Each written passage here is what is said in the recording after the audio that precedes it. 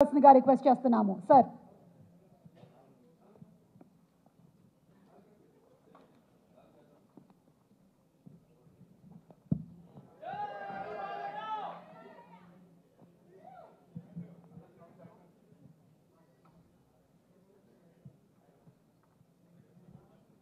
అందరికీ నమస్కారం. సితార్ ఎంటర్టైన్మెంట్స్ మన డాకు మహారాజ్ యొక్క విజయోత్సవ సభకు సెలబ్రేషన్స్కి ఇచ్చేసిన పాత్రికేయ సోదరులందరికీ, ప్రింట్ అండ్ ఎలక్ట్రానిక్ మీడియా వారికి నా హృదయపూర్వక కళాభివందనాలు తెలియజేసుకుంటున్నాను. అందరూ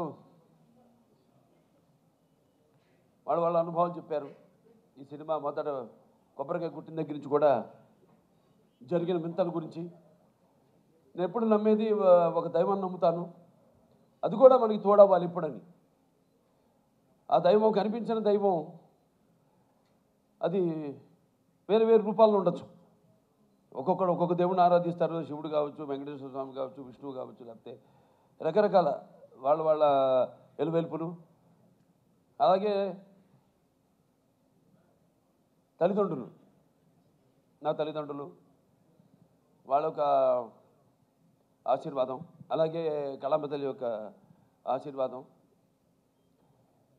ఇవన్నీ కలగలిపితే ఒక డాకు మహారాజ్. ముఖ్యంగా ఎన్నో సినిమాలు చేశాను. సరే, దాంట్లో వరుసగా ఇది 4వ సినిమా విజయం సాధించింది. మొదటి సినిమా ఏమో ఒక పరీక్ష అఖండ చేసేటప్పుడు, అదేమో కరెక్ట్గా కోవిడ్ రావడం. ఆ కోవిడ్ టైంలో సాహసించే ధైర్యం చేసి సినిమాని విడుదల చేయడం, అఖండమైన విజయాన్ని సాధించడం అఖండ సినిమా. దాంతో అది సాధించడమే విజయం కాకుండా ఎన్నో ఇంకా ముందు తర్వాత ఎంతోమంది ధైర్యం చేసి సాహసించి వస్తారు, జనం చూస్తారు అన్న ఒక ధైర్యంతో వాళ్ళ సినిమాలన్నీ ఆ తర్వాత తెలుగే కాకుండా అన్ని భాషల సినిమాలు కూడా వాళ్ళ సినిమాలను ధైర్యంగా విడుదల చేయడం జరిగింది. ప్రతిదీ ఒక ఛాలెంజ్. అయిపోయింది అఖండ, నెక్స్ట్ ఏమిటి అన్నప్పుడు ఒక వీరసింహారెడ్డి, అదైన తర్వాత సరే అది కూడా అయిపోయింది. అంటే ప్రతిదీ ఒక ఛాలెంజ్. అంటే పీక్స్కి వెళ్ళినప్పుడు ఎప్పుడు ఒక ఛాలెంజ్. నేను ఎప్పుడు అది ఛాలెంజ్గా తీసుకోను. ఎందుకంటే నాకు ప్రేక్షక దేవుళ్ళు వాళ్ళు ఇస్తున్న ప్రోత్సాహం అయితే లేకపోతే వాళ్ళకేం కావాలి. ఎందుకంటే మేము ఎప్పుడు ఎవ్రీడే కన్జ్యూమబుల్ కమోడిటీ, అంటే నిత్యావసర వస్తువులు. సో మనం ముందే గ్రహించాలి. ఇప్పుడు వాళ్ళు ముందే ఏం కావాలి, అది ఒక ఫుడ్ విషయంలో కావచ్చు, లేకపోతే రకరకాల ఏమేమైతే ఉన్నాయో వాటిల్లో వాళ్ళు సర్వే చేసి, సో దాని తర్వాత వాటిని మార్కెట్లోకి తీసుకురావడం, ప్రమోట్ చేయడం. దాని తర్వాత అలాగే ఈ సినిమా కూడా, ఎందుకంటే ఈ సినిమా అనేది మనిషి ఒక ఈ దినచర్యల్లో అంటే సతమవుతూ అన్న పానీయాలు అనే అవసరాలతో పాటు ఈ సినిమాను కూడా ఎంచుకున్నాడు. కాబట్టి ఆ సినిమా ఎలా ఉండాలి, ప్రేక్షకులు ఎటువంటి సినిమాని మనం అందించాలి అన్నది ఆలోచించుకోవలసిన విషయం. ఇండస్ట్రీలో నిర్మాతలు అయితేనేమి, దర్శకులు అయితేనేమి, లేకపోతే మా నటీనటులు అయితేనేమి. అటువంటిది దాని తర్వాత ఒక నేలకొండ భగవంత్ కేసరి అదైంది. దాని తర్వాత ఏమిటి అన్నది స్టార్ట్ అయినప్పుడు ఈ డాకు మహారాజ్ సినిమా అంటే కథ నీటి గురించి. అది చాలా చిన్న సమస్య కావచ్చు ఇప్పుడు మనం అనుకోవడానికి, కానీ సినిమా ద్వారా దాన్ని ప్రజలు అది ముందు భవిష్యత్తులో ఎలా ఈ నీటి కోసమే ప్రజలు కొట్టుకు చేస్తారు అన్నది వాళ్ళ అవగాహన రేకెత్తించిన సినిమా మన డాకు మహారాజ్. టైటిల్ దగ్గర నుంచి కూడా ఒక ఛాలెంజ్. ఏం టైటిల్ పెట్టాలి ఈ సినిమాకి అంశం ఎంచుకున్నప్పుడు, ఈ ఒక నీటి సమస్యలు ఎంచుకున్నప్పుడు ఎన్నో సామాజిక మెసేజెస్ అంటే ప్రజలకి సినిమా కేవలం వినోదం కాదు, వాళ్ళ ఒక ఆలోచనని రేకెత్తించాలి అన్నది నా నాన్నగారి నుంచి కూడా నాకు వరకు అది వస్తున్న ఒక పరంపర. దాన్ని ఎలా మనం ఈ సినిమాలో దాని గురించి ఇవ్వాలి. నేను ఒక రాయలసీమ అంటే తక్కువ వర్షపాతం ఉన్న ప్రాంతం, దేశంలోనే 2 అతి తక్కువ వర్షపాతం ఉన్న ప్రాంతం. ఆ జిల్లాలో హిందూపురం ఎమ్మెల్యే నేను. ఆ ప్రాంతం యొక్క నీటి సమస్య అంతా తెలుసు. నాన్నగారి ఒక మానసిక పుత్రికలు ఈ తెలుగు గంగ అయితేనేమి, హెచ్ఎన్ఎస్ఎస్ అయితేనేమి, లేకపోతే గాలేరు నగరి అయితేనేమి, ఇవన్నీ అయిన తర్వాత ఎలా మళ్ళీ మనం పూర్తి చేసాం. తెలుగుదేశం అధికారంలో ఉన్నప్పుడు ఎలా, నేను ఎమ్మెల్యేగా ఉన్నప్పుడు అంతా రాసి పెట్టింది. నేను ఇప్పుడు ఎలాగైతే అన్నారు ఫస్ట్ టైం యమన్ బుక్ చేయడానికి ఆవిడ షిరిడీలో ఉంది, ఎవరు మన శ్రద్ధా శ్రీనాథ్, అలాగే ఈవిడేమో తిరుపతిలో ఉంది ప్రజ్ఞా జైస్వాల్. అలాగే ఈ నీటి సమస్య కరెక్ట్గా నేను ఎమ్మెల్యే అయినప్పుడే అది పూర్తి కావడం, నేను నా హిందూపురానికి నేను నీళ్లు ఇవ్వగలగడం. సో ఇదంతా అదంతా కాకతాళీయంగా యాదృచ్ఛికంగా జరిగింది. ఇప్పుడు ఆ నీటి సమస్య గురించి సినిమా తీయాలి అనే ఒక ఆలోచన వచ్చింది. దాన్ని ఎలా ప్రజెంట్ చేయాలి మనం అనుకున్నప్పుడు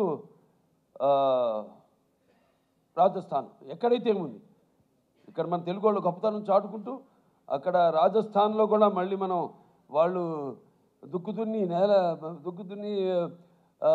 నీరు పోసి నారు పెట్టి అలాగే కోత కోసి ఎలా చేయగలుగుతాం, అక్కడ కూడా మన ఒక ఇంజనీర్, ఒక సామాన్య ఇంజనీర్, ఒక తెలుగువాడు వెళ్ళి ఎలా చేయగలుగుతాడు. చేసాం మనం ఇక్కడ సృష్టికి ప్రతి సృష్టి చేసాం. ఎలాగైతే మన రాయలసీమ గురించి చెప్పాను, మన ఇది అవిభక్త ఆంధ్ర రాష్ట్రానికి 6 ముఖ్యమంత్రులు ఇచ్చింది రాయలసీమ అని. సో అది పెట్టుకుని మైండ్లో సమస్య చిన్నదే కావచ్చు, కానీ రాష్ట్రాలు వాళ్ళ నీళ్ళ కోసం కొట్టుకుంటున్నాయి. సరే, ఆ నేపథ్యంలో ఆ సినిమాని తీసుకోవడం, సెలెక్ట్ చేయడం, దాంట్లో పాత్రని ఎలా దాన్ని ఒక ఇంజనీర్ డాకుగా మారడం, అలా దాంతో మొదలయ్యాక సరే మీకు సినిమా గురించి ఈరోజు ఆ సినిమాని అఖండమైన విజయాన్ని మాకు అందించి ఇవాళ మా వెన్ను తట్టి ఇంకా మాకు ఎవరైతే మేము ఆకలితో ఉన్నామో ఒక సినిమా చేసి దాని ఒక ఫలితం కోసం రెయిన్బోర్డ్ కష్టపడి ఎలా ఉంటుంది ఆ సినిమా, దాని ఫలితం ఎలా ఉండబోతుంది అని ఎదురు చూస్తున్నామో, అటువంటి తరుణంలో ఇటువంటి అఖండమైన విజయాన్ని మాకు అందించినందుకు తెలుగు ప్రేక్షకులందరికీ నా హృదయపూర్వక కృతజ్ఞతాభివందన తెలియజేసుకుంటున్నాను. ఇంకా ముఖ్యంగా ఈ సినిమాలో ముందు మా దర్శకుల గురించి చెప్పాలి, బాబీ గారి గురించి.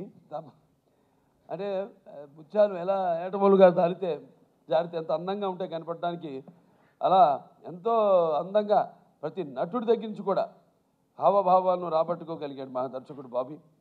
అలాగే బాబీ ఎలాంటి ఒక ప్రియుడిని ప్రేమించినట్టు నన్ను ప్రేమించేసి ఏది వదలకుండా ఎంతో సున్నితంగా ఎంతో నాలో అయిన నట విశ్వరూపాన్ని ఆవిష్కరింపజేసిన బాబీకి నా హృదయపూర్వక కృతజ్ఞతలు తెలియజేసుకుంటున్నాను. ఒక నమ్మకం, ఏదైనా ఒక నమ్మకం ఉంటాను. అంటే ఆయన చూడడానికి ఎంత స్టైలిష్గా ఉంటాడు ఆయన, అలాగే ఫస్ట్ హాఫ్లో కూడా నన్ను అంత స్టైలిష్గా చూపించాడు ఆయన బ్రహ్మాండంగా. ఇక మేము చాలా ఎన్నో విషయాలు డిస్కస్ చేసి సినిమాలో మేము అనుకున్నవి తీసినవి కూడా కొన్ని ఉన్నాయి ఇంకా. కానీ సినిమా నిడువును పెట్టి ఎంత ఉండాలి సినిమా అంతే. ఒక చిన్న పాయింట్ నాకు ఇప్పుడు అంటుంటారు, సినిమాని ప్రేమించకూడదు, మనం సినిమా తీయాలి అంతే. ప్రేమించామంటే ఇక మన కంట్రోల్లో ఉండదు సినిమా అన్నది, వెళ్ళిపోతుంది. 3 గంటలు కూడా దాటుతుంది సినిమా. అలా కాదు, చెప్పేదైతే చిన్న పాయింట్ మంచి సన్నివేశాలతో క్లుప్తంగా ఇవ్వగలిగితే అది డెఫినెట్గా సక్సెస్ అవుతుంది ఆ సినిమా అన్నది. అలాగే బ్రహ్మాండంగా వాళ్ళ టీము అందరు కూడా బ్రహ్మాండంగా వర్క్ చేసి ఇవాళ డైరెక్షన్ డిపార్ట్మెంటు క్రాంతి అయితేనేమి, లేకపోతే సోమరాజు గారు అయితేనేమి, రాధాకృష్ణ గారు అందరూ, అలాగే ఆయన రైటర్స్ మిగతా మన మోహన్ కృష్ణ గారు, చక్రి గారు, వినీత్ గారు అయితేనేమి అందరూ ఎంతో బ్రహ్మాండంగా దాన్ని అందరూ కష్టపడి ఈ కథను చేయడం జరిగింది, ట్రీట్ చేయడం జరిగింది. ఇక మా తమన్ గారి గురించి పేరు ప్రత్యేకంగా చెప్పక్కర్లేదు. అందరితో ఇంటి పేరు మార్చేశారు. ఇప్పుడు నందమూరి ఎస్ఎస్ తమన్ కాదు, నందమూరి తమన్ అని. కానీ నేనంటాను ఈ రోజు నుంచి నందమూరి కూడా కాదు, ఎన్బికే తమన్ అని. అది బెటర్గా ఎన్బికే తమన్ అని నామకరణం చేస్తున్నాను. అలాగే ప్రతి ఒక్కళ్ళ గురించి చెప్పుకోవాలి సినిమాలో. మా రైటర్స్ అనంత శ్రీరామ్ గారు అయితేనేమి, అటు కాసర్ల శ్యామ్ గారు అయితేనేమి, సాహిత్యం అద్భుతమైన. ఇందాక అనంత శ్రీరామ్ గారు పాడుతుంటే నా కళ్ళల్లో నీళ్లు, అంటే చుక్క చుక్క పాట అద్భుతం. అంతా చిన్ని చిన్ని అద్భుతం పాటలు. అలాగే మా కాసర్ల శ్యామ్ గారు అటు దబిడి దిబిడి మంచం మాస్ సాంగ్, ఐటమ్ సాంగ్ అన్నది. ఎందుకంటే ఏదో ఒక అమ్మాయి వచ్చి డాన్స్ చేసి వెళ్ళిపోవడం కాదు కదా, అమ్మాయి కూడా ఒక పాత్ర ఉంది ఆ సినిమాలో, ఓరేశ్వర అవుటేలాగా. సో అద్భుతంగా ఆ పాట, దాని తర్వాత సర్కార్ పాట ఎంతో అద్భుతంగా అన్నీ కుదిరినాయి ఈ సినిమాకి. ఇక మా హీరోయిన్లు నా ప్రజ్ఞ జైస్వాల్, అఖండ నుంచి మా యొక్క ఈ యొక్క జర్నీ, అందులో కూడా ఎంతో అద్భుతమైన పర్ఫార్మెన్సు, గ్లామరు పర్ఫార్మెన్సు కలగలిపి ఎంతో అద్భుతంగా ఆవిడ రెండింటిని సమపాళ్లలో కనిపించడం జరిగింది. మళ్ళీ తిరిగి మా కాంబినేషన్లో మళ్ళీ ఇది రెండో సినిమా ఈ యొక్క డాకు మహారాజ్. ఈ చిత్రం కూడా విజయం కావడం తప్పకుండా ఎంతో అందం ప్లస్ టాలెంట్ రెండు కలగలిపిన మరొక ఆర్టిస్టు మన శ్రద్ధా శ్రీనాథ్. ఎంతో ముందు మాట్లాడినప్పుడు కూడా బాబీ గారు చెప్పారు, ఎంతో సెలెక్టివ్. తను కూడా చెప్పింది. నేను అంటాను, ఆర్టిస్ట్ అన్నది ఎప్పుడు, ఆర్టిస్ట్ అన్న వాడు ఎప్పుడు కనిపిస్తూ ఉండాలి. ఎప్పుడు should be always in the focus. ఎప్పుడు ఎక్కువ అంటే ఆవిడ రియలైజ్ అయినట్టుంది. Now she saying that. ఇప్పుడు అంటుంది ఆవిడ, కాదు నేను ఇక్కడి నుంచి ఎక్కువ సినిమాలు నటిస్తాను నేను అంటే. మంచి సినిమాలే, ఎందుకంటే ఆవిడకున్న ఇమేజ్కి, ఆవిడకున్న టాలెంట్కి తగ్గట్టుగా ఆవిడకి పాత్రలు వస్తాయి. మరి నేను అన్నది ఏదో ఇందాక ప్రేమించకూడదు సినిమానని, కథ వరకు పాత్ర వరకు మాత్రం ఎప్పుడు కనిపిస్తూ ఉండాలి. ఉంటేనే ఆర్టిస్ట్ని మర్చిపోరు, ఎప్పుడు ఆర్టిస్టు గుర్తుండిపోతాను. సో అద్భుతమైన మృదువైన పాత్రని ఎంతో అద్భుతంగా నటించిన శ్రద్ధా శ్రీనాథ్కి నా అభినందనలు తెలియజేసుకుంటున్నాను. ఇంకా మా చాలామంది ఫైట్ మాస్టర్ వెంకట్ మాస్టర్ గారు, అలాగే మా కెమెరామెన్ విజయ్ కార్తిక్ గారు, ఇక మా డాన్స్ మాస్టర్ శేఖర్ మాస్టర్ గారు అయితేనేమి, శివ మాస్టర్ గారు అయితేనేమి, అందరూ ఎంతో అద్భుతంగా వాళ్ళకి అప్పచెప్పిన వాళ్ళ పనులను ఎంతో 100కి 100 పాళ్ళు న్యాయం చేసి ఈ సినిమాలో ఏదైతే మా నిర్మాత వంశీ గారు కలగన్నారు, ఆయన అభిమాని ఫ్యాను, అటువంటిది ఒక కొత్త బాలకృష్ణ నేను ఆవిష్కరించాలి ఈ సినిమాలో అని ఏదైతే ఆయన కలగన్నాడో, అలా ఆయన ప్రతి దాంట్లో కూడా ఆయన కేవలం నిర్మాతగా కాకుండా ఒక టెక్నీషియన్గా అన్ని క్రాఫ్ట్స్ మీద మంచి గ్రిప్ ఉన్న నిర్మాత మన వంశీ గారు. అటువంటి నిర్మాత కూడా మనకు ఉండడం ఒక ఆయన నా అభిమానిగా నాకు చాలా గర్వంగా ఉంది. సో ఆయన్ని ఈ యొక్క సందర్భంగా ఆయన్ని అభినందిస్తూ ఇంకా ఎన్నెన్నో మంచి అద్భుతమైన సినిమాలు తీశారు ఆయన బ్యానర్లో. ఇంకా ముందు ఇంకా మంచి సినిమాలు కూడా తీయాలని ఆయన అభినందిస్తూ, లాస్ట్ బట్ నాట్ మన వేద రాజా ఎంతో అద్భుతంగా పాత్రని డైరెక్టర్ గారు చెప్పారు ఆవిడ గురించి. ఎప్పుడు అవుతానుండేది సెట్లో, అసలు కూర్చొని ఎరగను, లేకపోతే అలసిపోయి అట్లా కురుకు తీయడం కానీ ఎరగను నేను. ఎప్పుడు ఎంతో అటు విన్నట్టే అటు ఇటు చూసుకుంటూ మళ్ళీ చెప్పినట్టు డైరెక్టర్ గారు కెమెరా ఆన్ అనగానే ఏమిందో ఏమి ఎప్పుడు చూసిందో తెలియదు కానీ చౌ అనుగా చెప్పినట్టే అంత బ్రహ్మాండంగా అభినయించింది. ఆ పాత్ర మరి ఫస్ట్ హాఫ్లో అద్భుతంగా అసలు ఆ డైలాగ్స్ ఏదైతే బండి డ్రైవర్గా సెలెక్ట్ చేయడానికి నన్ను బండి తోలమంటుందో, బండి వెనక్కి రివర్స్ తోలుతుంది, దాన్ని బండిని ఆపగానే నేను ఆపనలేదు కదా, ఎందుకు ఆపామంటే వెనకాల పూల కుండీలు ఉన్నాయమ్మా, దిగి వెళ్ళి చూస్తే అప్పుడు అంటాను వాటిలో కూడా పూల చెట్లకు కూడా ప్రాణం ఉంటుంది కదమ్మా అనగానే ఒకసారి ఆ పక్కన ఎవరైనా మకరంద ఆయన వెంటనే ఎంత అంటే ఎంతమంది వచ్చాడు ఇక్కడికి అనేది ఎంతో అద్భుతంగా ప్రతిదీ ఎంతో బాగా నటించింది పాప. మంచి భవిష్యత్తు ఉంది. ఫస్ట్ స్టడీ వెల్, ముందు पढ़ना भी, उसके साथ बाद में धीरे धीरे యాక్టింగ్ करना. సరే మన సినిమాకి వస్తే చాలామంది అనుకుంటారు పాత్రల గురించి. ఇప్పుడు పాత్రలు పరకాయ ప్రవేశం అంటే పాత్ర సినిమా కథను ఓకే చేసి ఆ పాత్రకు వెళ్ళే వరకు నాకు తెలీదు. అంటే నేను నా వాచకం, నా ఆంగికం కానీ, నా ఆహార్యం కానీ ఎలా ఉంటుందో నాకు ఐడియా లేదు, ఉండదు. ప్రతి పాత్రకు ఒకటే చేస్తాను నేను. కాకపోతే ఒక్కసారి ఆ పాత్రలోకి వెళ్ళినప్పుడు ఆ పాత్ర నన్ను ఆ పరకాయ ప్రవేశం చేసినప్పుడు అంటే నేను ఎప్పుడు చెప్తుంటాను, ఒక యాక్టింగ్ అంటే కేవలం అరవడం, నవ్వడము, ఒక తృప్తి పరిచే ఒక అరుపు, ఒక డైలాగ్ అరవడము కాదు. పాత్ర అంటే ఒక పరకాయ ప్రవేశం. ఇంకో పాత్రలోకి ఏ పాత్ర అనుభవాలు అయితే ఆ పాత్రకు ఆత్మ అనుభవాలు అయితే మనము అనుభవించలేదో ఆ పాత్రలోకి వెళ్ళిపోవడం. సో అది నాకు గొప్ప వరంగా భావిస్తున్నాను మా నాన్నగారి తొరత. అలాగే చాలామంది అంటుంటారు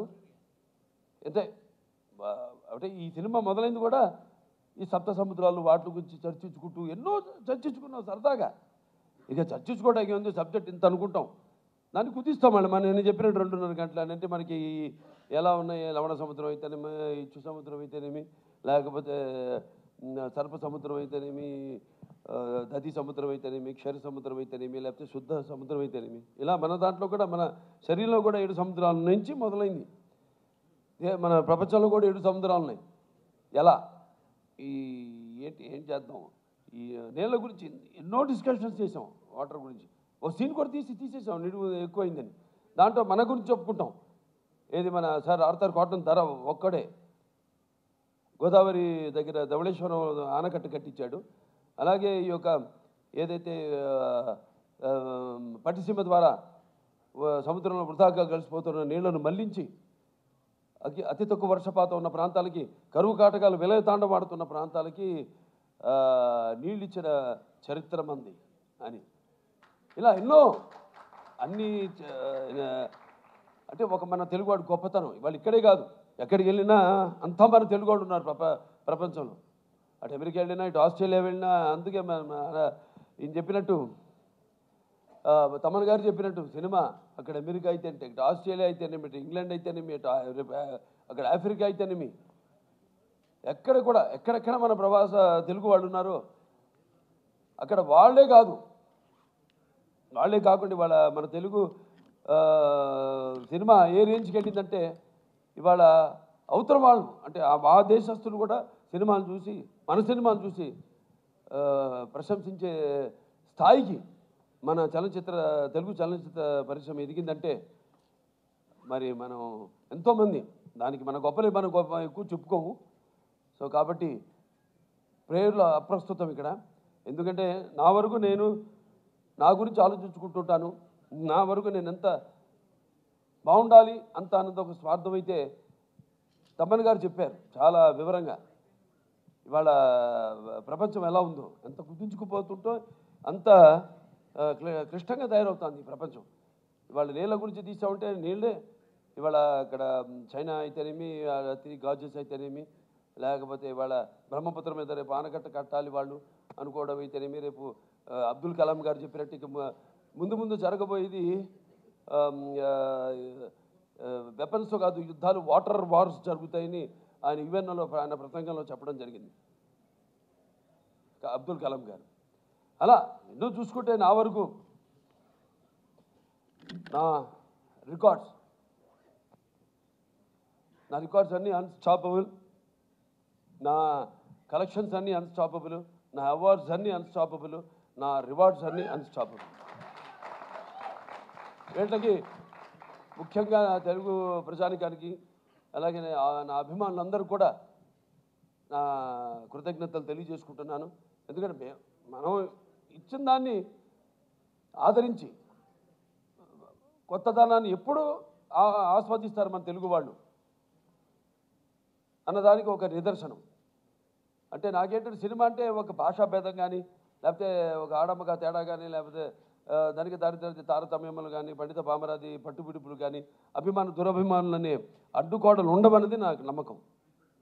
అటువంటిది మంచి సినిమాని ఈరోజు ఈ ఒక మన ఈ డాకు మహారాజ్ని అందరూ ప్రేక్షకులందరూ ఆదరించారంటే మరి మన వాళ్ళ తత్వం, వాళ్ళ నేచర్ ఏంటో అంటే ఒకసారి నేను అన్నట్టు మంచి తీస్తే ఏదైనా వాళ్ళు స్వీకరిస్తారు, బ్రహ్మరథం పడతారు అన్న దానికి ఇవాళ ఈ డాకు మహారాజ్ సక్సెస్ ఒక పెద్ద ఉదాహరణ. సో వాళ్ళందరూ కూడా నా తెలుగు ప్రేక్షక దేవుళ్లకు అభిమానులకు అందరికీ నా కృతజ్ఞతలు తెలియజేసుకుంటూ, అలాగే ఈ సినిమా ఒక సక్సెస్ ఫంక్షన్ అనంతపూర్లో చేద్దామని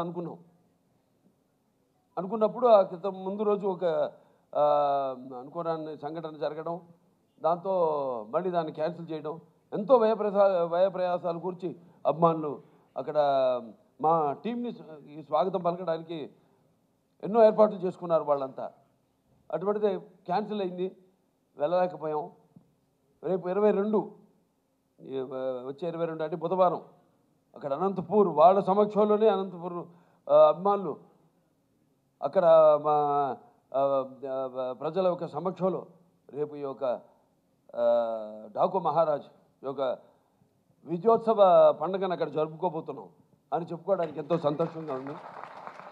సో చాలా మరొకసారి అందరికీ నా ధన్యవాదాలు తెలియజేసుకుంటున్నాను.